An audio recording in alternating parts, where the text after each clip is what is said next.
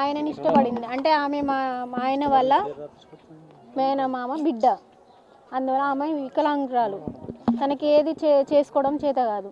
నా చెల్లెలాగా చూసుకోవడం కోసం నేను చేసుకున్నాను. ఇప్పుడు మా ఆయనని ఇష్టపడింది కాబట్టి చేస్తున్నాం పెళ్ళి. తను చంటి పిల్లలా చూసుకోవాలి మేము, అందువల్ల చేసుకున్నాం. ఇప్పుడు మానవత్వంతో చేసుకున్నాం. చూసుకుంటానికే కదా సార్ చేసుకుంది, దేనికోసం చేసుకునేది? ఇప్పుడు చూసుకోవడం కోసమే చేసుకుంటున్నాం. ఇప్పుడు నా పెళ్ళి కార్యక్రమంలో పెళ్లి కూతురు తండ్రికి 2 అమ్మాయిలు. ఆ అమ్మాయిలలో ఒక అమ్మాయి వికలాంగు, ఒక అమ్మాయి మంచిగానే ఉంటుంది. ఆమెకు పెళ్ళి అయిపోయింది.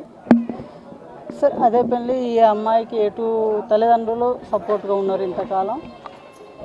తర్వాతకి ఆ అమ్మాయికి మా తదనంతరం కొంచెం ప్రాబ్లం అవుతుంది. మరి ఆమెకు ఎటువంటి అదే పెద్దల సపోర్ట్ కానీ ఎటువంటి సపోర్ట్ లేదు కాబట్టి ఆ అమ్మాయికి వాళ్ళ రిలేషన్లోనే సంబంధం చూసి పెళ్లి చేసేది. తల్లిదండ్రులకు ఓకేనా?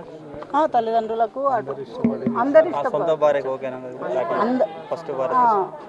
ఇప్పుడు చేసుకుంటే అబ్బాయికి ఇంతకుముందు పెళ్ళి అయింది. ప్లస్ ఆ అమ్మాయికి కూడా ఇష్టమే, ఇప్పుడు ఈ అమ్మాయికి ఇష్టమే. అందరి సమక్షంలో పెళ్లి జరిగింది.